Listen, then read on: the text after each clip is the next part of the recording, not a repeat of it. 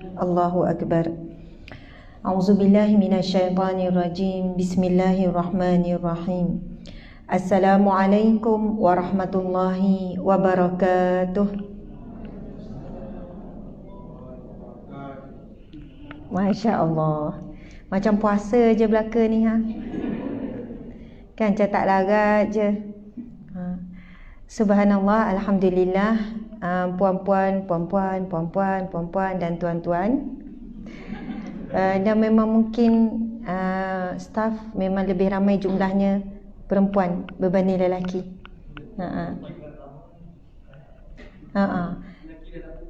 Allahu Akbar. Tu lelaki cakap tu, lelaki dah nak pupus. Tapi kalau ikutkan data kelahiran, Malaysia ni masih seimbang lagi. Tak tahulah, itu masa saya bekerja di Jabatan Agama, sebab kita memang selalu berkait dengan Jabatan Pendaftaran. Sebab bila kes-kes anak tak satara, banyaklah kes-kes perlu dirujuk kepada Jabatan Pendaftaran. Nak pastikan anak ni siapa, bila nak nikah. Saya dulu bertugas di bahagian undang-undang keluarga, jadi antaranya bila kita jumpa pihak-pihak sana masih hampir sama. Tapi mungkin orang lelaki amat banyak di masjid kan, di pondok-pondok kan, sedang hafaz Quran. Jadi yang ni je yang tak hafal Quran ni. Subhanallah. Walau bagaimanapun menjadi satu cabaran besar pada ibu bapa kita. Kalau ada anak lelaki, pastikan anak kita betul-betul berkualiti. Bukan kata perempuan tu tak, dah jadi satu kebimbangan. Bukan saja agensi kerajaan, swasta lagilah lebih mengutamakan pekerja perempuan berbanding lelaki atas banyak faktor dan pengalaman. Katanya pekerja staf perempuan lebih efisien, kerja lebih sanggup berkorban, buat betul-betul ikut due date, ikut target. Lelaki susah nak dibentuk. Kecuali lelaki di sinilah, ini yang hebat-hebat dah ni. Ni yang terpilih. Ramai banyak kerja sawit, toy ketak, tagak ikan. Mungkin betul-betul. Subhanallah. Perkara ni saya sendiri sebagai majikan staf kerja kita ada syarikat Hijrah Sdn Bhd, kemudian kita ada lagi anak-anak syarikat. Staf kita lebih kurang dalam 80 orang. Bila kita interview, masa interview saja, jumlah interview lelaki datang lebih kurang dalam 5 ke 10%, yang lain semua perempuan. Itu kita dah nampak dah. Lepas tu bila quality interview pula, akhirnya kita memang target nak jawatan ni mesti lelaki, ni nak lelaki. Bila duduk dalam satu dewan, bila mesyuarat semua melibatkan semua, memang kita boleh nampak lebih kurang begini. Itu yang kita bimbang, sebab ia akan bagi kesan kepada institusi kekeluargaan, banyak benda lah lagi. Jadi subhanallah, tak ada masalah lah. Dan inilah realiti yang mungkin kita kena hadapi. Akhirnya dikatakan umat akhir zaman memang ramainya, Nabi dah sebut ramainya perempuan daripada lelaki. Jadi subhanallah, walaupun lelaki tak ramai, tapi seorang lelaki menyamai 10 perempuan. Subhanallah. Betul ya tuan ya? Macam perempuan tak setuju. Sekali-sekali boleh tukar ya Syirah. Ramai ni dalam dewan. Macam ni tak apa, kita tolak tepi. Alhamdulillah, walau bagaimanapun saya rasa sangat gembira dan bersyukur di atas jemputan ni. Bangunan ni dulu selalu naik kan, daftar syarikat. Padahal online boleh, tapi rasa nak juga buat manual tu kan. Lepas tu kita bayar APS, SOKSO dan sebagainya. SOKSO di bangunan ni juga kan. Perkeso ni lah kan. Perkeso ni SOKSO lah kan. Jadi memang accountant selalu datang lah. Kadang urusan tu, urusan ni. Lepas tu saya dimaklumkan bukan bonus, allowance pun kena juga perkeso. Sebelum ni gaji je. Yelah APF. Lepas tu APF gaji saja, tapi allowance biasanya tak dikira, tapi perkeso allowance pun kira juga. Jadi kami dimaklumkan kena tambah lagi. Jadi subhanallah, akhirnya saya sampailah. Mungkin ada yang selalu berurusan dengan pihak kami tu. Terlebih dahulu nak ucap terima kasih yang dimuliakan, yang berusaha, Encik Fuad alias Encik Fuad ya. So boleh nampak tu kan gaya pengarah tu. Jadi tuan tak ada gaya tak boleh jadi lagi. Okey, asyik kena je kan. So saya dengar tadi tuan sebut pasal perempuan. Ha. Oh, mungkin pasal anak perempuan kot ya. Subhanallah. Okey. Subhanallah. Tak apa. Orang sporty ni dia akan jadi penceria. Kicik Fuad Alia selaku pengarah Perkeso Negeri Sembilan, Tuan. Encik Ridwan Muda, Timbalan Pengarah Perkeso Negeri Sembilan, merangkap pengerusi Kelab Keris Perkeso Seremban. Tuan ya, memang sentiasa muda lah kan? Encik Ridwan Muda. Yang mana satu? Yang muda tu? Masya Allah. Kalau yang belakang sikit, kita nampak lagi muda. Nanti saya belanja, Tuan jangan risau. Saya bukan saya saja. Saya poin-poin tu kan nanti kita belanja kat luar. Subhanallah. Kita tengok rambut kita dah tahu orang muda. Kalau orang yang banyak fikir, banyak zikir, banyak baca Quran memang rambut tu cepat putih. Seterusnya ketua-ketua cawangan, pegawai-pegawai dan anggota Perkeso Seremban. Ini semua lah ni. Semua staf Muslim. Ada non-Muslim. Diwajibkan, dipaksa ke sukarela ni? Ya, memang tak adalah arahan wajib hadir, tak ada. Subhanallah, hebatnya. Terutamanya lelaki. Memang sukarela. Masa kalau tak datang pun tak apa.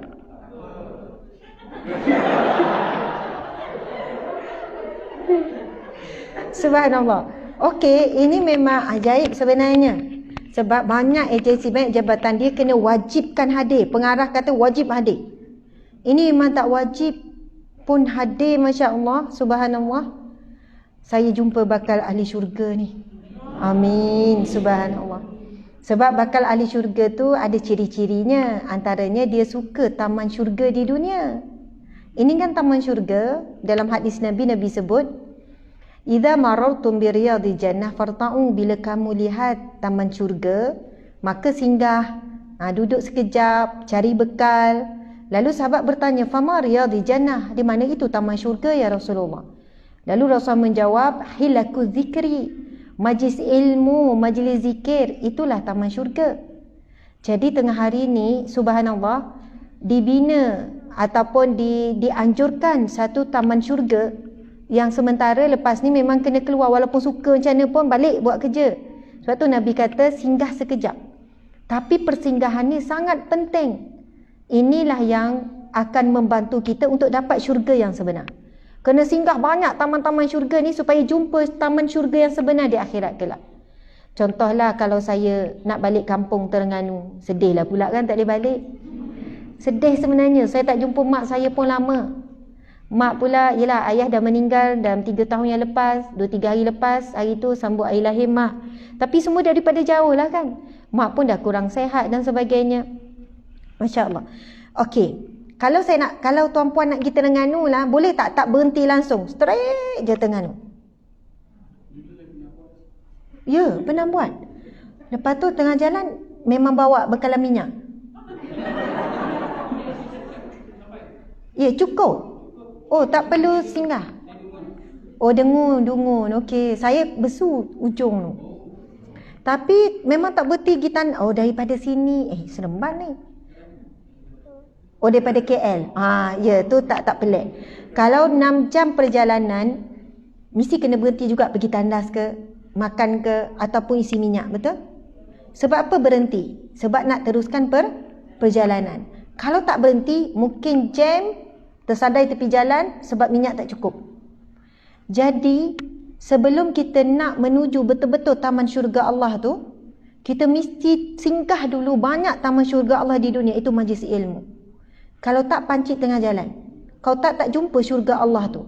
Sebab daripada ilmu di majlis ilmu lah yang boleh memandu kita mana yang baik, mana yang buruk, mana yang pahala, mana yang dosa. Nabi bersabda lagi, Bismillahirrahmanirrahim, man salaka tariqan yaltamisu fihi ilman sahalallahu lahu tariqan ilal jannah. Barang siapa yang menempuh jalan untuk menuntut ilmu, walaupun mudah ya tadi, tak ada susah, naik lift, jalan sikit-sikit kan, santai-santai je. Tapi perjalanan tu hebat. Kalau mungkin ada di kalangan kita, kalau tak wajib memang tak hadir. Sebab memang orang yang terpilih, yang terbuka pintu hati dia. Nabi sebut barang siapa yang tempuh perjalanan menuju ke majlis ilmu, sahalallahu lahu tariqan ilal jannah. Allah akan permudahkan baginya jalan ke syurga. Subhanallah. Jadi ulama bincang, kenapa orang yang menempuh jalan menuntut ilmu Allah akan mudahkan jalan ke syurga? Sebab al-ilmu nurun. Ilmu adalah cahaya. Jadi kalau kita ni umpamanya, kalaulah ni tutup lampu gelap semua, tapi ada cahaya sikit lah. Kalau betul-betul malam, tutup lampu, lepas tu malam tu pula bukan malam bulan ada, tak ada, bintang pun tak ada. Macam mana kita nak keluar daripada dewan ni? Terkapai-kapai tak? Mesti terkapai-kapai. Mesti langkah satu sama lain, meraba-raba, gelap betul-betul, tak ada satu cahaya pun. Kita mungkin langgar kursi semua, tapi bila ada satu je cahaya, tiba-tiba ada orang buka lampu, telefon kan, satu je cahaya, semua orang boleh ikut cahaya tu. Okey, follow, okey, keluar pintu, okey, turun tangga, contoh blackout tengah malam. Satu cahaya pun dah mengeluarkan ramai di kalangan yang duduk dalam ni daripada kegelapan kepada cahaya ke jalan yang benar. Sebab tu ilmulah yang akan memandu kita, nur, cahaya menuju ke syurga Allah yang sebenar. Subhanallah, alhamdulillah. Tahniah kepada tuan-puan sekalian hadir walaupun tanpa dipaksa, datang ni semua kerana Allah. InsyaAllah, betul kan? Nak cari redha Allah, nak cari syurga Allah. Bolehlah kita bagi tepukan untuk diri sendiri. Subhanallah. Okey, alhamdulillah. Tuan-puan dan tuan-tuan sekalian, tajuk kita ialah, makasih ya Encik Pengerusi, banyak muji saya tadi tu. Ada apa-apa ke? Beliau macam tu kan. Okey, subhanallah. Tajuk kita Ramadan untuk raih cinta dan pahala. Tinggal lebih kurang dalam 40 minit je lagi ni, dalam lebih kurang 30 minit je lagi. Ramadan untuk raih cinta dan pahala. Jadi saya jadikan buku rujukannya iaitu 66 hadis Fadilat Ramadan. Kita cuba baca sebanyak mungkin hadis Nabi, walaupun tinggal lebih kurang 7 atau 8 hari lagi Ramadan. Hari ni dah 22 Ramadan. Jumpa tak lagi Ramadan? InsyaAllah, subhanallah. Dah jumpa Lailatul Qadar. Orang buat lawak ke jumpa Lailatul Qadar? Kan? Subhanallah. Ada orang duduk dalam bulan Ramadan tapi dia tak jumpa Ramadan. Ini disebut dalam hadis Nabi sallallahu alaihi wasallam. Hadis Nabi sallallahu alaihi wasallam, saya sekejap. Okey, tak apa, nanti kalau saya jumpa hadis tu saya baca. Matan dia, tapi terjemahan saya ingat. Nabi SAW ketika naik satu mimbar, Nabi ulang 3 kali amin. Amin. Amin. Amin. Kemudian setelah selesai Nabi khutbah, sahabat bertanya, "Ya Rasulullah, kenapa kamu sebut amin, amin tadi? Tak ada apa-apa, sebut amin, amin, amin." Kemudian Rasulullah pun bercerita, sebentar tadi Jibril datang kepadaku. Lalu Jibril berkata kepadaku, barang siapa yang bertemu dengan Ramadan tetapi tidak mendapat keampunan Allah, maka dia akan dicampakkan ke dalam neraka. Lalu malaikat, dan dia jauh daripada rahmat dan pengampunan Allah. Malaikat Jibril kata, lalu malaikat Jibril minta Nabi Muhammad, "Wahai Muhammad, katakanlah amin." Lalu Nabi Muhammad pun kata amin. Subhanallah. Saya ulang lagi sekali, malaikat Jibril berkata kepada Nabi Muhammad, barang siapa yang bertemu dengan Ramadan namun tidak mendapat pengampunan Allah, maka dia akan dicampakkan ke dalam neraka dan ia dijauhkan daripada rahmat Allah, bermaksud syurga Allah, jauh daripada syurga Allah. Lalu malaikat Jibril kata, "Wahai Muhammad, katakanlah amin." Nabi Muhammad pun kata amin, amin. Subhanallah, tuan-puan dimati Allah sekalian, jika Ramadan tidak mampu menghapuskan dosa kita, agak-agak mana lagi peluang untuk kita terhapus dosa. Sebab itu malaikat Jibril sebut, kalau tak terampun juga, dah jumpa Ramadan, dah masuk Ramadan, dosa masih tak diampunkan, maka seolahnya bakal ahli neraka. Persoalan kita tuan-puan sekalian, macam mana kita nak tahu kita ni dah diampunkan Allah belum dosa? Agak-agak dah diampunkan belum? Siapa yang boleh jamin? Alhamdulillah Ustazah, macam bayi dilahirkan semula, macam bayi baru lahir, alhamdulillah. Rasa macam berjalan pun macam atas angin je, tak pijak tanah. Siapa di sini kan boleh jamin rasa dosa dia dah diampunkan semua? Tak ada manusia boleh jamin, tak ada. Tapi ada tanda-tanda, ciri-ciri taubat seseorang itu diterima. Ada ciri-ciri dia telah diampunkan oleh Allah. Kan bulan Ramadan ini dah disebut di dalam hadis Nabi sallallahu alaihi wasallam, man qama Ramadan, man shama Ramadan, siapa yang menghidupkan Ramadan imanan wa ihtisaban, dengan keimanan, dengan menyerah diri, dengan bersungguh-sungguh, ghufira lahu ma taqaddama min zambi, akan diampunkan segala dosanya yang dahulu. Subhanallah. Saya tanya orang perempuan. Orang perempuan rasa agak-agak dosa paling banyak dosa apa? Okey, bagi dosa perempuan, kita orang lelaki jawab. Agak-agak orang perempuan dosa apa yang banyak? Cepat orang lelaki. Ni masa dia nak mengata. Membawang. Maksudnya potong bawang masak. Masya Allah. Itu membawang pahala. Masak membawang tu. Ataupun maksud encik membawang apa? Ngumpet. Ya, ngumpet. Mengumpat. Masya Allah. Menghalia tak ada? Mencili. Okey. Mengumpat. Memang orang perempuan kuat mengumpat. Orang lelaki tak? Mana lebih dahsyat? Lelaki ke perempuan? Macam ijma' ulama' tu. Kesian orang lelaki Dah lah nampak muka macam suci-suci baka ni. Rasa macam tak ngumpat ni kan. Itulah, Masya Allah. Perempuan pun suci juga ni. Subhanallah. Okey, mengumpat lagi apa lagi? Dosa perempuan. Mudahnya perempuan, dosa apa? Derhaka suami. Betul lah tu kan? Lawan suami, sakitkan hati suami. Lepas tu suami sakitkan hati isteri, berdosa tak?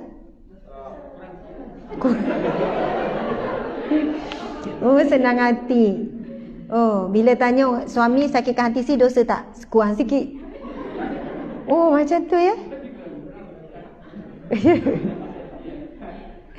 Okey lah. Kalau rasa suami sakitkan hati isteri, kurang sikit. Kalau isteri sakitkan hati suami, itu dosa besar tu. Itu memang banyak. Okey. Encik sakiti hati kawan. Dosa tak? Sengaja menyakiti hati kawan-kawan. Dosa. Kurang ke? Dosa ke? Tengoklah beratnya sakit. Sebenarnya menyakiti hati sesiapa pun dosa dengan sengaja. Siapa pun. Subhanallah. Kadang kan ramai suami dia tak jaga sangat hati isteri tapi jaga hati kawan. Okey, sabar, buat bertenang. Sedangkan menyakiti hati orang yang paling dekat, orang yang paling banyak baktinya kepada kita, yang banyak berkorban, lagi tinggi dosa dia. Subhanallah. Tuan-tuan kan, kalau tuan-tuan tak boleh. Sekiranya ada seorang lelaki sakit, terlantar, kena pakai pampers. Agak-agak ada tak kawan nak salingkan pampers lelaki tu? Ada tak kawan-kawan datang? Nurse. Cari nurse.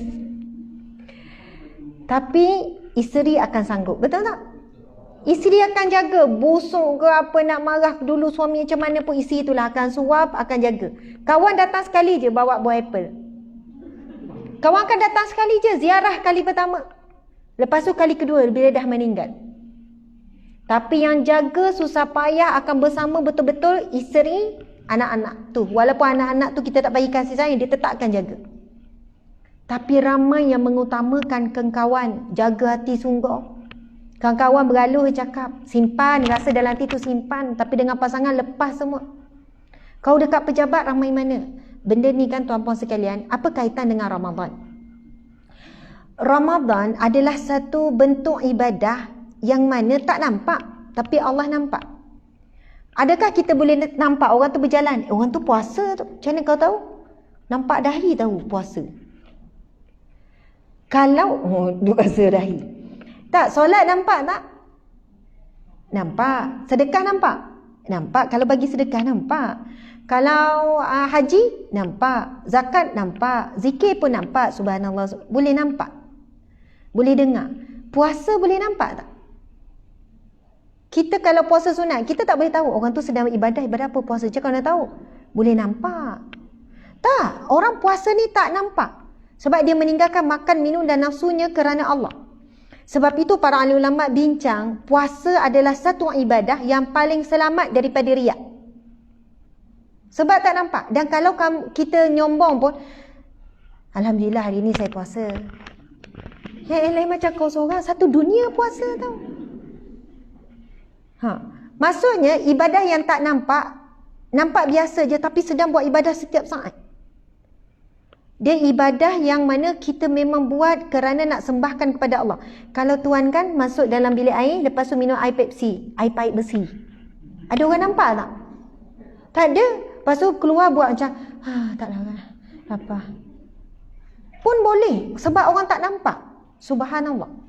Sebab itu orang yang memahami roh bulan Ramadan puasa ni untuk disembahkan kepada Allah, dia akan sentiasa jaga diri dia dan akhlak dia, kualiti diri dia walaupun di mana saja. Contoh yang lain kan, seorang isteri ni datang ngadu pada saya masalah suami. Lepas tu kan isteri kata, Ustazah, ni suami saya ni yang saya minta Ustazah panggil je. Okey encik, macam mana ni? Saya dah dengar masalah isteri sekian-sekian. Lepas tu isteri kata, Ustazah, kat pejabat orang kata dia rajin. Memang Ustazah, saya kalau saya tak ada kat pejabat tu, tutup pejabat. Oh, suami ni jangan. Tapi kat rumah terbalik Ustazah. Dah saya dah penat kerja kat pejabat, kat rumah rehat lah. Saya kata, encik, kalau encik rajin kat pejabat, encik kena berganda lagi rajin dekat rumah. Lepas tu ada yang lain pula, Ustazah, kat pejabat dia orang kata suami saya ni periang. Memang betul, saya periang. Kalau saya tak ada, sunyi pejabat tu. Tapi kat rumah dia muka ketat. Isteri garang. Aduh, isteri menakutkan.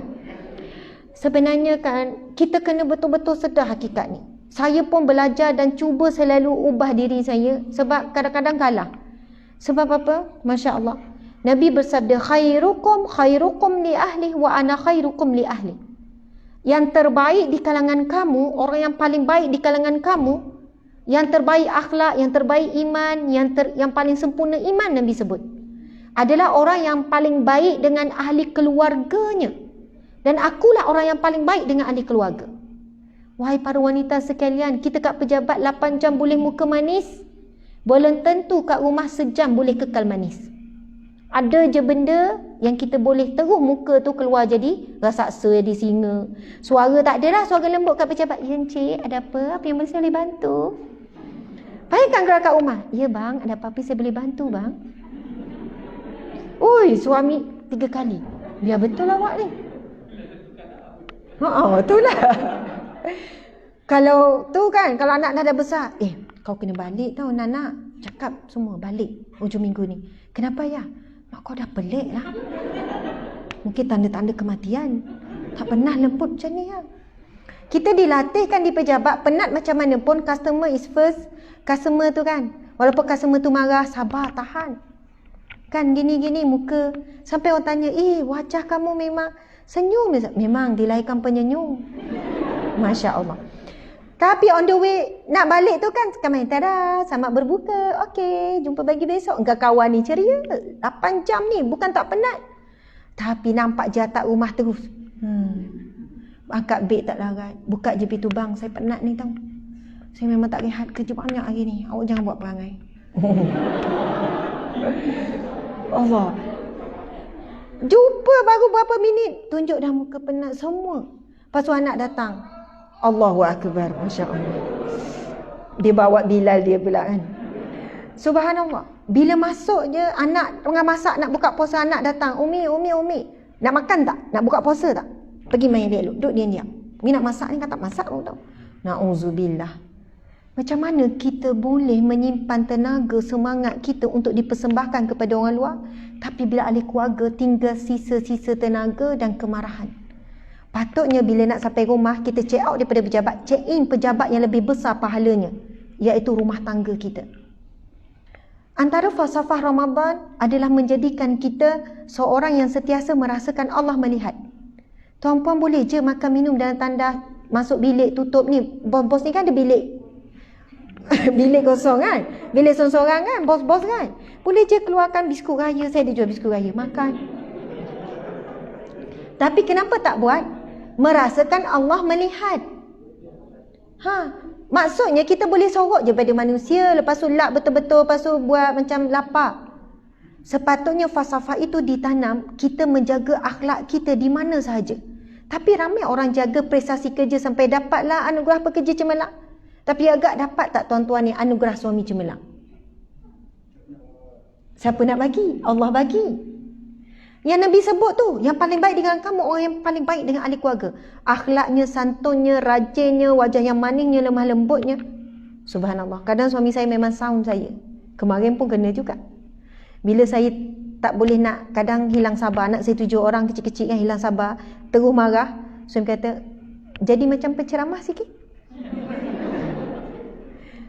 Ya, suami saya dekat luar kot, ataupun dia dengar. Dia kata, akhlak macam penceramah sikit.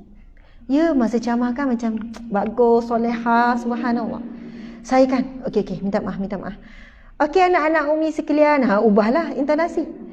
Subhanallah. Kadang-kadang orang bergaduh di apa kan, memang menguji. Kata, ya Allah, tak macam penceramah ni.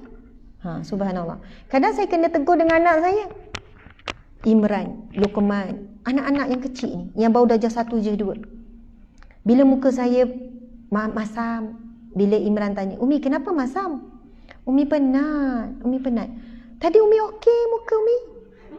Sebelum tu ada tetamu datang, kan main senyum tetamu siap tanya, Ustazah tak apa ke ni? Tak apa, tetamu bawa rahmat. Masya Allah. Kan? Betul tak? Padahal saya memang penat, tapi memang muka ceria. Allah, hidang makan apa, tetamu balik tutup pintu je. Lepas tu Imran, Umi, ya Imran ada apa? Umi penat ni. Tadi Umi okey. Lepas tu saya kata, tadi yelah depan orang Umi kenalah jaga. Depan Imran Umi tak perlu jaga. Kena step back. Depan Imran Umi tak perlu jaga. Umi tak perlu jaga senyuman Umi untuk Imran. Tak perlu. Okey Imran, okey, insaf. Okey Imran. Ya Imran nak apa? Tapi betul tak teguran tu? Betul. Kita sebenarnya buat kerana Allah ke kerana manusia? Kerana manusia. Kalau buat kerana Allah, sedangkan Nabi kata, Nabi sebut, jangan kamu meremehkan perbuatan yang baik walaupun dengan berwajah manis. Dan sahabat kata, aku tak pernah jumpa Rasulullah melainkan wajah Rasulullah sentiasa manis. Walaupun Rasulullah tengah sedih, tengah marah, tengah duka cita, jaga air muka. Tuan-tuan, puan-puan, jaga air muka dengan suami, dengan isteri, dengan anak-anak, berganda pahala berbanding jaga air muka dengan orang luar. Subhanallah. Isteri-isteri sekalian, jujur dengan saya. Contoh anak tumpahkan air atas kapet, air Milo pula tu. Marah tak?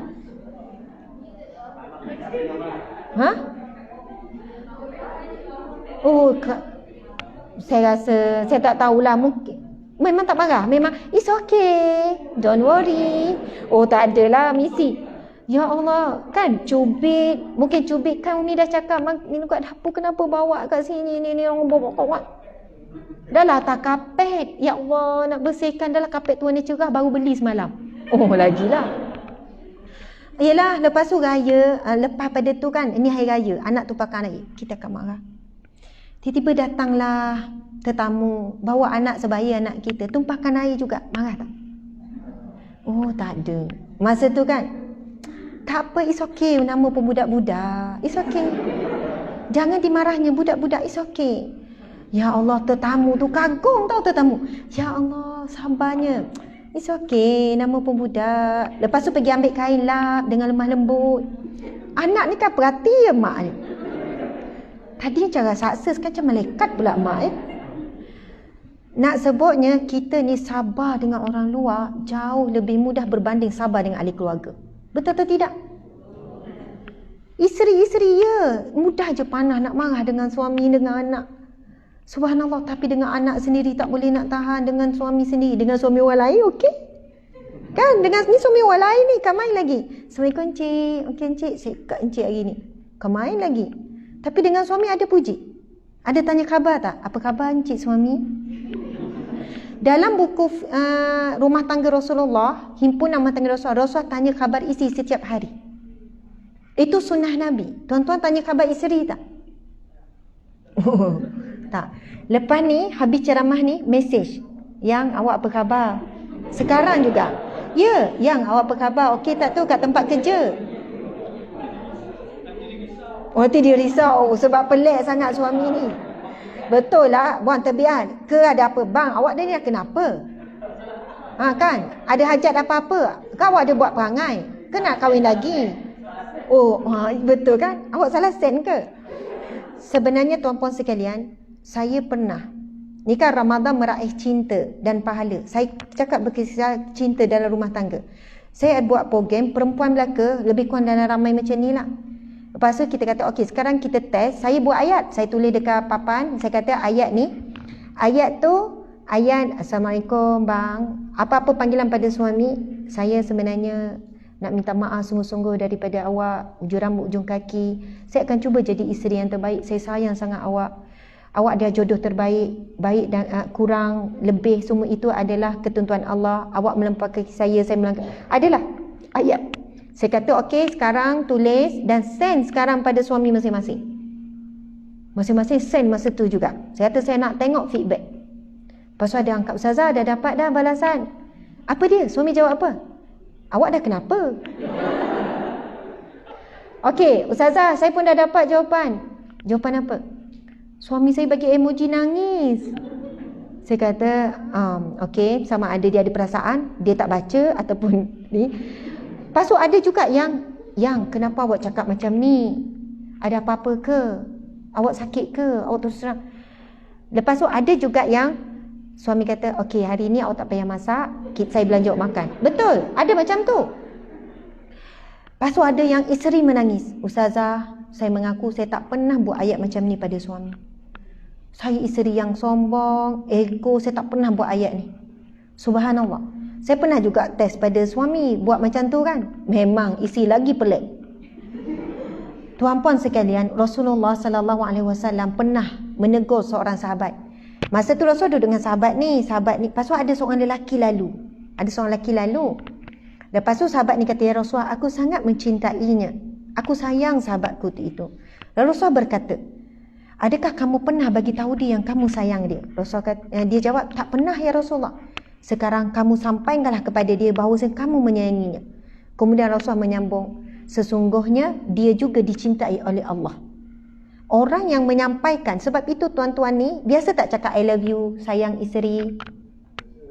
Alhamdulillah, biasa. Ni yang macam gelak, macam tak biasa ni. Encik cakap tak yang abang sayang awak, I love you? Cakap. Kan kalau cakap kan menipu pula, dah mabuk. Subhanallah. Okey, subhanallah tuan-puan sekalian, bukan nak suruh romantik, lembek, mengada-ngada. Saya cuma minta ikut sunnah Nabi je. Pernah satu ketika Rasul kan duk cium-cium cucu kan, Rasul cium-cium cucu. Bahkan Rasul pernah duk atas mimbar nampak cucu datang, Rasul turun cium. Rasul tunjukkan contoh menunjukkan kasih sayang. Kasih sayang mesti ditunjukkan. Kemudian ada seorang sahabat kata, ya Rasulullah, kamu buat begini pada cucumu? Aku ada anak 10 orang. Ini riwayat yang sahih. Aku tak pernah buat begitu kepada anakku. Lalu Rasul terus menyebutkan satu hadis yang masyhur. Man la yarham la yurham. Siapa yang tidak menyayangi, dia tidak disayangi.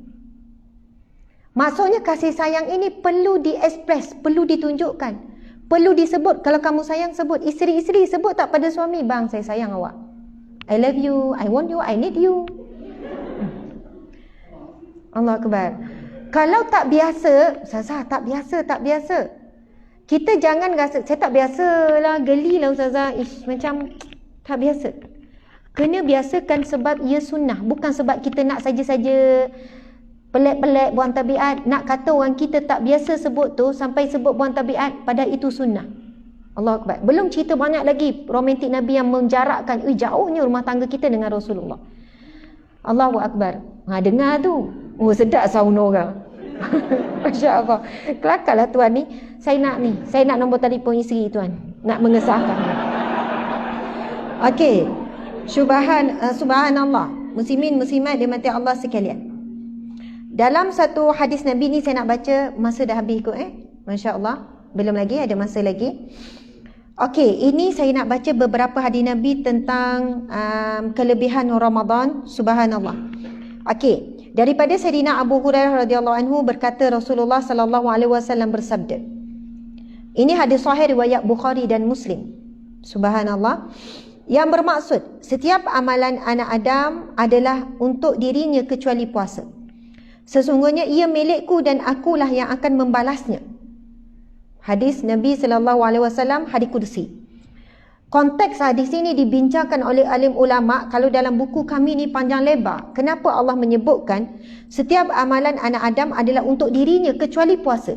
Solat untuk kita, zakat untuk kita, sedekah untuk kita. Namun kecuali puasa, sesungguhnya ia milikku dan akulah yang akan membalasnya. Kenapa Allah menyebutkan begitu? Adakah amalan lain bukan Allah yang balas? Allah juga yang balas. Tapi bila Allah address ayat begitu dalam hadis Qudsi, akulah yang akan membalasnya. Puasa adalah untukku. Puasa itu perisai. Apabila seorang daripada kamu berpuasa pada satu hari, maka janganlah berkata perkataan yang kotor dan menjerit-jerit ataupun perkataan keji sekiranya seseorang mencelanya atau mengajak bergaduh, maka katakanlah sesungguhnya aku berpuasa. Demi zat yang jiwa Muhammad dalam kekuasaannya, sesungguhnya bau mulut orang berpuasa lebih wangi di sisi Allah daripada bau kasturi. Untuk orang yang berpuasa ada dua kegembiraan, iaitu kegembiraan yang pertama ketika berbuka, dan gembira yang kedua ketika ia bertemu dengan Tuhannya dan dia gembira dengan puasanya. Okey, tuan-puan dimati Allah sekalian, daripada hadis yang sahih ini ada beberapa perkara. Yang pertama, Allah sebut puasa adalah untukku. Tuan-puan sekalian, tak makan tak minum ni sebab apa? Sebab Allah, betul. Orang miskin dia tak makan tak minum kerana tak ada makanan. Tetapi kita ni tuan-puan ni orang kaya belakang ni. Nampak rambut dah tahu orang kaya. Gaya rambut apa semua. Ni orang perempuan ni nampak tudung, baju, penampilan ni orang kaya ni. Betul tak?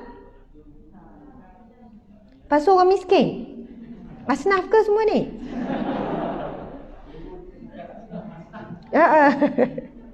Oh, sedap. Dia tu bukan asnaf, hasnah. Ada hasnah ke? Oh, rasnah ada. Masya Allah. Kalau bukan asnaf, maksudnya kaya lah tu. Ke nak tunggu juta-juta baru kata kaya? Kalau bukan miskin, yelah kita kata sederhana. Tapi memilikilah, kaya lah. Semua ada rumah kan? Ada kereta? Ada handbag? Ada kasut?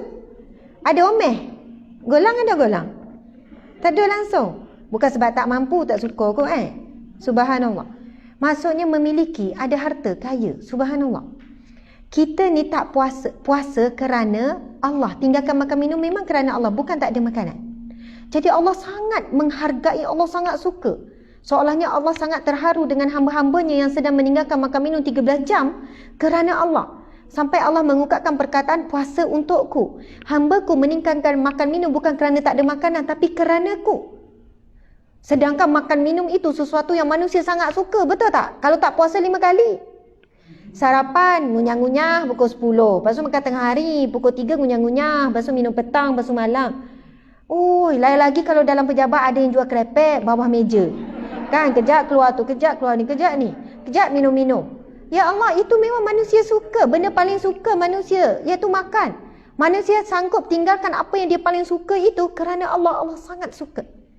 Dan sebab itu Allah nak berikan cintanya. Allah nak beri kelebihan banyak untuk orang yang berpuasa. Subhanallah. Jadi Nabi SAW menyambung antaranya, iaitu puasa itu akan jadi perisai. Perisai yang tebal, perisai yang banyak, yang kuat daripada api neraka Allah. Jadi Nabi berpesan untuk dapat tahap puasa sebagai perisai ini. Subhanallah. Ya Tuhan. Okey, berdebar tengok ni pakai macam ni masuk. Ya, okey. Semua okey ya?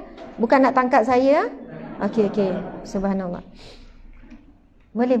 Tak apa cik.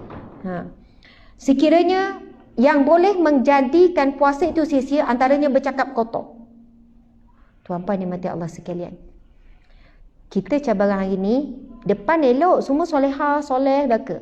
Tapi dengan telefon, semua bertukar rupa. Dengar suara sendiri tu kan. Encik follow saya ya, nak buktikan follower saya. Encik tengok live saya sekarang. Live sekarang tu. Perasan atau tidak? Hari ini adu domba berkata keji di media sosial sangat dahsyat. InsyaAllah orang depan saya ni tak buat kerja-kerja tu. InsyaAllah. Tak ada yang buat, tak ada yang terlibat. Hari ini wartawan tidak berbayar yang tidak bertauliah, portal-portal, page-page suka mensensasikan isu.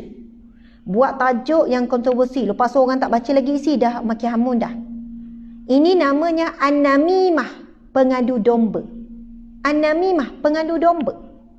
Dan kita tengok bulan Ramadan ni tak ada beza, bahkan makin teruk. Perasan tak? Mengadu domba rakyat dengan pemerintah sampai rakyat makin hamun pemerintah, tak ada hormat dah, keluar semua dah perkataan. Sebab portal-portal page kalau saya sebutkan marah, tapi saya sebut je lah. Macam pen merah, pen biru, pen kuning. Okey, nampak tak cover situ? Macam oh bulan, oh bintang, oh matahari. Macam apa lagi? Durian mempelam, siakap keli, siakap tiga rasa. Subhanallah. Banyak sangat tuan-puan sekalian. Terlalu banyak. Bukan 2-3. Hari tu saya pernah list hampir 20 yang selalu suka sensasi-sensasikan. Apa yang berlaku? Orang bergaduh, orang mikir hamun. Betul tak? Dia nak buat tajuk sensasi sebab nak naik rating. Lepas tu dia dibayar banyak lagi kepada orang yang buat iklan dalam page dia. Buat iklan dalam dia punya website, dalam blog. Memang dia orang dapat keuntungan yang banyak. Membuatkan masyarakat netizen maki hamun ulama, adu domba netizen dengan ulama, sampai maki hamun mufti, sampai maki hamun ustaz ustazah. Betul tak? Melaga-lagakan sesama umat Islam. Yang ini subhanallah Nabi sebut an-namimah la yadkhulul jannah. Pengadu domba tak masuk syurga. Nabi kata pengadu domba tak masuk syurga, memecah belahkan masyarakat, mengadu domba, buat panas masyarakat, sekian-sekian. Dalam hadis yang sahih, Nabi SAW bersabda, ketika Nabi melalui satu kubur, lalu Nabi bersabda, sesungguhnya dua orang penghuni kubur ini sedang diazab, sedang diseksa. Dan sesungguhnya Nabi kata mereka berdua ini bukan diazab kerana perbuatan yang berat untuk ditinggalkan. Nabi kata dia sedang diazab ni bukan kerana perbuatan yang susah nak ditinggalkan, benda tu boleh ditinggalkan. Lalu Nabi kata yang pertama diazab kerana dia tidak menjaga kebersihan lepas buang air kecil. Sebab itu kita jangan tergesa-gesa lepas buang air kecil, tunggu. Kena istibrak. Mazhab Syafi'i kita istibrak tu wajib, berdehem, tekan-tekan sikit ke hari-hari. Sebab kalau kita tak buat terburu, lepas kecil je basuh cepat-cepat, bangun, boleh jadi air kecil tu keluar. Lepas tu solat tak sah. Sebab najis tu keluar mungkin masa berjalan dan sebagainya. Dan Nabi tekankan benda tu sebab banyaknya punca kanser prostat ke apa-apa perempuan pun dikencing ke apa. Sebab sisa akhir air kencing yang kita tak sabar-sabar nak bangun cepat-cepat tu, ia tu punca banyak penyakit sebab kandungan kotoran paling tinggi yang sisa hujung-hujung tu. Tu dia. Ada lagu iringan kan? Insya-Allah. Subhanallah. Lepas tu bini nombor berapa tu? Macam cakap senyap-senyap. Ni mesti yang nombor berapa, takut kena jawab juga sampai keluar. Okey tuan, tak apa. Subhanallah. Kemudian Nabi sebut, manakala yang kedua, seksa kubur yang kedua adalah dia adalah seorang yang suka menyebar-nyebarkan berita di kalangan manusia sehingga manusia saling bergaduh. Tuan-puan dimati Allah sekalian, ini sangat bahaya. Kita kadang tu, bukan kita yang tulis, kita share.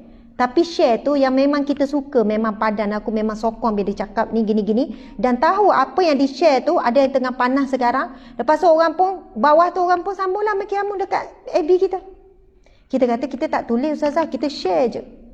Ada sama-sama lah tu, menyebarkan adu domba. Saya berpesan begini bukan sebab saya ada kepentingan dengan individu. Oh ustazah ni mungkin juru cakap pemerintah kot. Mungkin tak, saya tak ada kepentingan apa-apa dan saya bukan dibayar apa-apa. Yang saya fikir adalah yang pembuat.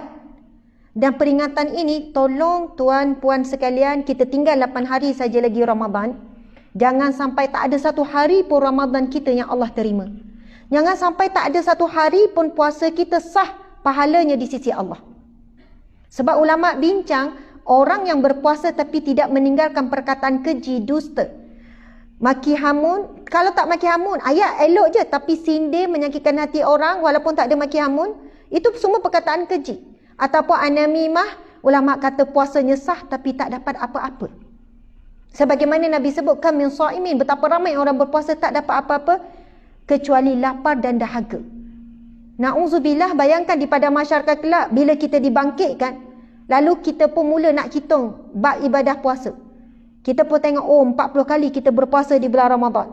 Tengok-tengok kosong, masa tu kita takkan mampu buat apa-apa. Kalau tengok rizak puasa kita susah payah tahan lapar dahaga, rupanya kosong. Bukan kosong kerana Allah tidak mahu memberi pahala, tapi kita yang telah merosakkan pahala kita. Na'udzubillahi min zalik. Sama jugalah rakan sekerja. Elakkan mengumpat, mengata, mengeji, merendahkan siapa pun rakan sekerja kita. Siapa pun cuba jaga betul-betul, ikat sungguh-sungguh. Ada pula yang buat ayat macam ni. Aku sedang puasa ni, kejap lagi dah buka baru aku datang maki. Perasan tak? Lepas tu dia datang balik. Sebab kadang saya tengok komen tu dah malam kan. Okey, aku datang balik, aku dah buka, sekarang aku nak sambung. Aku duduk simpan je. Papa maki. Ada tu dia maki juga waktu puasa siang. Lepas tu ada orang komen, sabarlah sikit, tunggulah buka puasa. Aku nak maki juga, tunggu buka puasa sekejap lagi. Subhanallah, ia bukan hanya ketika berpuasa, sepanjang Ramadan, siang dan malam. Sebab bukan qiyamun nahar saja, bukan menghidupkan siang, qiyamul lail, menghidupkan malam dengan ibadah, dengan akhlak yang baik. Sebab itu kita pelik bagaimana orang yang berpuasa, katanya menahan lapar dan dahaga dan apa larangan Allah dan nafsu, tapi masih tak mampu mengawal nafsu tangan untuk menulis, nafsu mulut untuk berkata-kata. Sebab itu saya sebut tadi, ada ciri-ciri orang yang taubatnya diterima, ada ciri-ciri puasanya diterima. Ciri-cirinya apa? Apabila dia telah meninggalkan segala larangan Allah dan melaksanakan perintah Allah, itu ciri-ciri taubatnya diterima. Kalau orang tu dia bertaubat, ya Allah aku mohon ampun, dosa aku dedah aurat, lepas tu elok je dia free hair, agak-agak taubat diterima atau tidak? Belum diterima. Sebab kalau taubat dia betul diterima dan dia betul-betul taubat, taubat yang diterima adalah orang yang betul-betul taubat, bukan hanya buat taubat. Ustazah, saya dah mohon ampun untuk bahagian saya dedah aurat yang sebelum-sebelum ni, tinggal yang hari ni je lah. Yang hari ni je lah, tak apa, hari ni malam ni. Yang maksudnya dia, kalaulah kefahamannya begitu, contohlah kalau ada seorang hamba Allah, anak kita, Umi minta maaf, okey, Umi maafkan. Lepas sejam buat lagi apa yang kita marah tu, kita tanya, kenapa buat lagi? Alah, kan tadi dah minta maaf, yang ni kan yang baru. Ni nanti kejap lagi minta maaf. Akhirnya kita kata, kalau macam ni baik tak payah minta maaf. Kamu mempermainkan kamu memainkan hati. Kamu sengaja. Jangan sampai kita mempermainkan istighfar dan taubat. Taubatan nasuha adalah taubat yang diterima Allah. Syarat taubatan nasuha ialah tinggalkan apa yang telah dibuat dan tidak mengulangi dan nekat nak tinggalkan. Jadi kalau orang itu masih berterusan melakukan maksiat, lidah mengata, dedah aurat dan sebagainya, itu petanda dia belum taubat sungguh-sungguh. Taubat sungguh-sungguh, dia tinggalkan terus dan dia mula hijrah dan berubah. Sebab itu ciri-ciri ahli syurga, ciri-ciri orang yang taubatnya diterima, ciri-ciri istighfarnya diterima, tentulah perkara paling asas dia tinggalkan perkara yang buruk itu dan dia mula berhijrah menjadi yang lebih baik. Subhanallah. Dan penutup tuan-puan sekalian, Masya Allah, saya nampak ramai dah khusyuk tawaduk ni. Subhanallah. Saya tahu perkeso dikatakan dia adalah orang-orang yang tak boleh semayang zuhur lambat. Betul kan? Jadi susah hati ya semua ya, sebab dah lewat kan zuhur. 5 minit pun dah rasa macam 5 jam. Masya Allah. Saya faham tu, Masya Allah. Sekarang pukul berapa dek? Dah 1.30. 1.35, dah lebih 5 minit. Masya Allah. Subhanallah, sabar ya, bawa bertenang. Dia kalau lambat dalam perkara sunat tak apa. Ini kan sunat yang sangat dituntut menuntut ilmu. Kalau lambat sebab borak-borak itulah yang jadi makruh tu, tak disukai. Jadi kita tak kata, solat ni lambat ni ceramah. Tak, dia tak jadi ni. Dia tak jadi satu perkara yang dibenci dan sebagainya. Okey, kita tengok. Nabi SAW sebut tadi, sesungguhnya bau mulut orang berpuasa lebih wangi di sisi Allah daripada bau kasturi. Jadi kita ni, itu di sisi Allah ya, bukan di sisi manusia. Tak payahlah nak kau ni kenapa kasturi?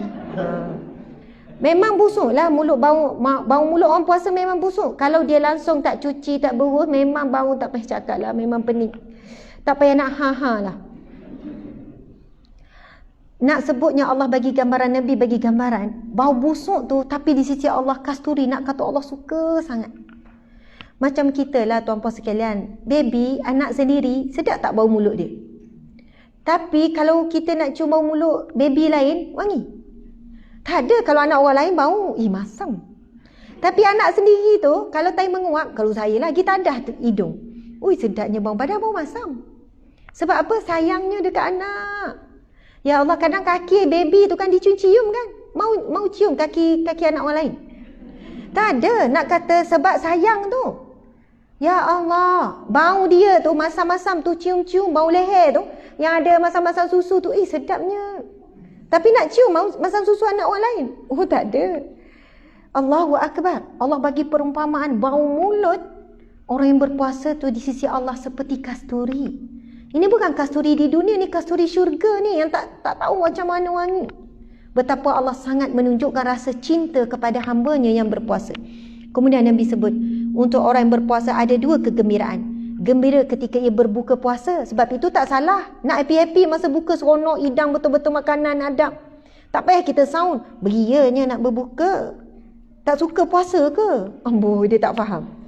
Kalau suka puasa lebih sampai pukul 8. Nak tunjuk suka pukul 8 lah, pukul 9. Tak, Nabi menyebutkan sesungguhnya kamu akan sentiasa dalam kebaikan selagi mana kamu menyegerakan berbuka. Dan memang Nabi sebut, dan dia gembira saat berbuka. Memang kita dibenarkan gembira ketika berbuka. Janganlah sedih, kenapa? Sedih ni, nak makan, nak batalkan puasa ni. Rasa nak sampai subuh esok. Tak, memang itu dibenarkan kegembiraan ketika berbuka. Dan Nabi sebut, dan kegembiraan yang utama yang kedua, iaitu saat dia bertemu dengan Allah dengan puasanya. Dan kita tahu hadis yang sahih, orang yang berpuasa akan dipanggil masuk melalui pintu Ar-Rayyan. Pintu Ar-Rayyan, iaitu dipanggil masuk, orang berpuasa masuk, lalu pintu itu akan ditutup kerana untuk orang berpuasa saja. Dan alim ulama menyebutkan, orang yang dipanggil masuk melalui pintu Ar-Rayyan ini, ia bukan berpuasa lapar dan dahaga saja. Dia puasa juga mata dia daripada melihat yang haram, daripada melihat aib manusia. Dia berpuasa juga telinganya daripada mendengar perkara-perkara lara. Ni kita kadang-kadang tuan-puan sekalian, saya tengok ramai, wallahualam, bukan nak kata haram, tetapi sayang. Bulan Ramadan dia isi masa, sebab betul juga kan, sebenarnya memang betul. Bila baca Quran, ngantuk tak tuan-puan sekalian? Jujur, ngantuk tak baca Quran? Baca Quran tu kan, sampai dah tak nampak Quran. Sampai ulang. Saya pun macam tu juga. Kadang ulang balik data. Sebab dah tak ingat bahagian mana tadi tu. At-tahiyat pun boleh jadi macam tu kan. Tahiyat. Aku dah baca tahiyat, belum ulang lagi. Lagi kalau baca solat malam. Allahu Akbar. Bila baca Quran ngantuk. Lepas tu rasa lapar lah pula masa ngaji kan. Lagi pukul 4, pukul 5 lapar. Masa tu lah lapar, dahaga. Tapi cubalah buka movie. Buka Netflix tu, buka movie. Tiba-tiba tak rasa lapar tu. 2 jam sekejap je. Subhanallah. Sebab itu nak jaga mata daripada melihat benda sia-sia. Sia-sia tak tengok movie tu. Sia-sia. Buatlah alasan apa Ustazah? Banyak dapat iktibar. Daripada cerita tu berlaku perubahan dalam hidup saya. Subhanallah. Memang mungkinlah adalah sikit. Ada sikit keinsafan, cerita bab apa, wallahualam. Tapi kebanyakannya memang dia 98% hiburan. Adalah manfaat sikit, tapi tu pun tak beri kesan lama lah pada jiwa.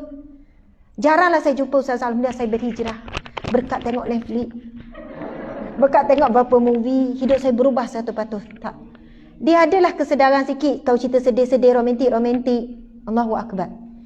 Nak jaga mata ni bukan mudah. Cerita tu pula ada campur maksiat apa semua. Allahu Akbar. Dah masuk titik hitam dalam hati. Nak jaga lidah perkara paling sukar. Sebab itu puasa orang yang dipanggil masuk melalui pintu Ar-Rayyan ini, puasa yang sampai tingkatan yang khusus, dia bukan hanya menahan lapar dan dahaga, menahan mata, telinga, lidah, mulut, kaki, tangan, semuanya. InsyaAllah mudah-mudahan kita boleh capai. Kalau tak mampu 30 hari dalam Ramadan, bolehlah 1 hari kita jaga sungguh-sungguh. 1 hari mungkin hujung minggu tak keluar rumah kan, jaga tak buat apa, zikir, baca Quran. Kalau penat pun, jangan buka movie, tidur. Ini yang dinamakan tidur orang berpuasa dapat pahala. Iaitu dia tidur bukan sebab banyak tidur. Kan tidur, bangun semayang, tidur. Bukan gitu. Dia tidur demi menahan dirinya daripada buat perkara lara. Dia tidur sebab penat ibadah. Baca Quran, penat, ngantuk, tidur je lah. Lepas tu bangun, basuh mata, sambung balik 5 minit, tidur balik. Tidur kerana penat, ibadah itu yang diberi pahala. Tidur dia tetap beri pahala. Tapi kalau 2 jam tidur, itu tak diberi pahala. Itu memang sengaja untuk mengurangkan rasa penat berpuasa. Allahu Akbar, muslimin muslimat dimana Allah sekalian. Mudah-mudahan apa yang dikongsikan pada hari ini, ramai juga. Ada lebih kurang 2K dekat FB, lepas tu ada dekat IG lebih kurang hampir 3,000 lah yang turut hadis sama. Masya Allah. Dan sebagai kesimpulan, ingat penutup, ada kesimpulan pula. Hujung-hujung Ramadan ini, Masya Allah, jangan lepas peluang pada setiap malam. Pertama, perbanyakkan istighfar. Astaghfirullah, astaghfirullah, astaghfirullah, astaghfirullah, astaghfirullah. Tertidur pun biar istighfar. Mudah-mudahan jatuh pada malam Lailatul Qadar. Tak jatuh malam Lailatul Qadar pun tak apa. Tapi biarlah malam ini, siang dan malam, perbanyakkan istighfar. Yang kedua, perbanyakkan selawat. Yang ketiga, perbanyakkan baca Al-Quran.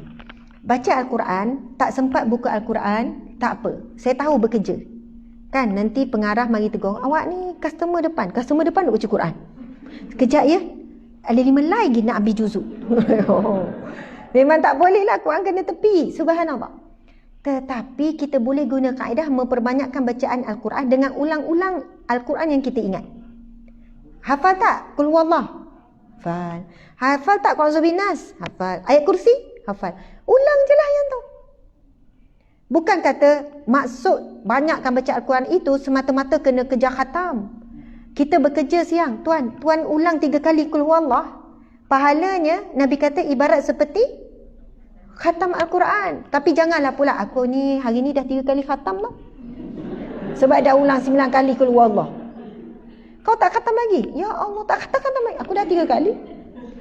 Sudah tentu yang khatam 30 juzuk jauh lebih banyak.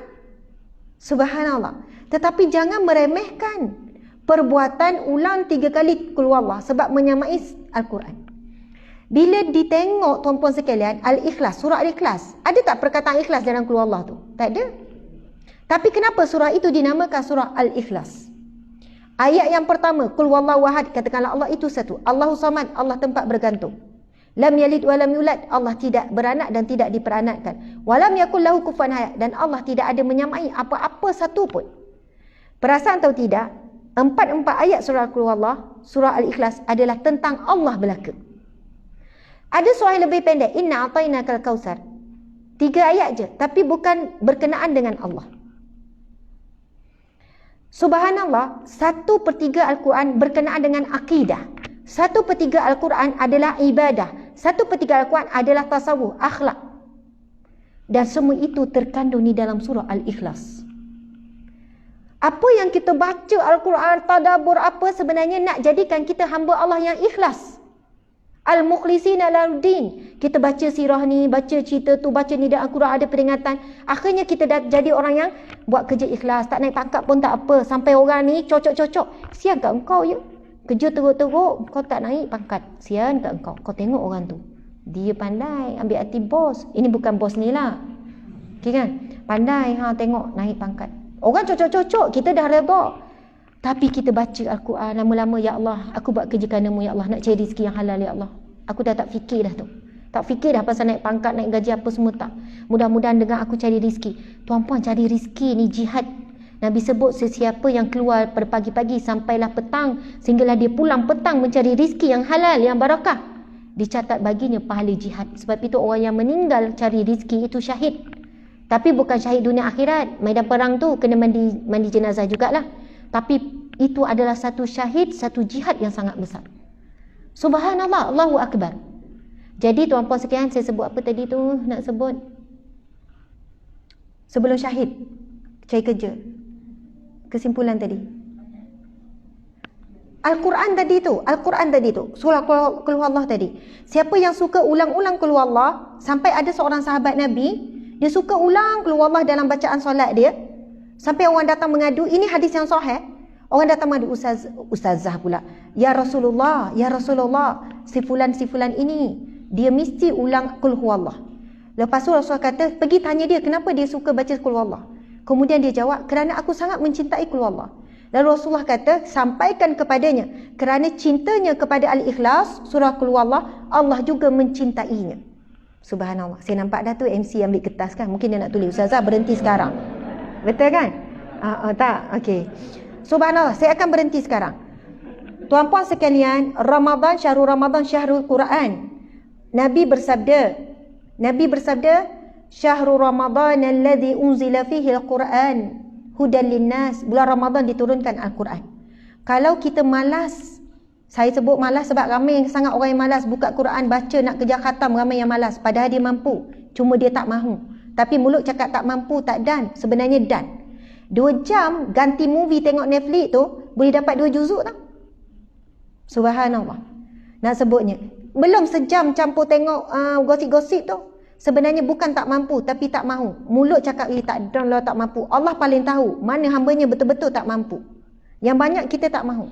Kalau kita di kategori malas mau baca Al-Quran banyak-banyak, tolong ulang Qul Huwallah banyak-banyak. Ulang Al-Falaq banyak-banyak. Ulang ayat kursi banyak-banyak. Nabi sebut apa pasal ayat kursi? Barang siapa yang selepas solat fardu dan tidak meninggalkan ayatul kursi, tidak ada apa-apa yang boleh menghalangnya dengan syurga melainkan maut, Nabi kata. Hadis sahih tuan-puan sekalian. Lepas solat, jangan tinggal ayat kursi. Kelang kabut, malas macam mana nak berdoa, malas. Ada yang berdoa, ya Allah, samalah macam biasa. Kan? Itu kira okey sikit daripada langsung yang tak berdoa, lepas ni. Ya Allah, samalah, ya Allah, Engkau Maha mengetahui. Ya Allah, Engkau ya alim yang Maha mengetahui, Kau tahu apa yang aku perlukan. Amin. Punyalah malas nak berdoa. Walaupun sambil-sambil lipat kain plekat, kain semayang, kain telekung tu, ayat kursi tolong jangan tinggal. Kalau betul nak syurga Allah. Kita ni sebut nak syurga Allah, tapi kita tak kuat sangat pun berusaha untuk syurga Allah. Antara kita dengan Allah, Allah lebih kuat nak masukkan kita ke dalam syurganya.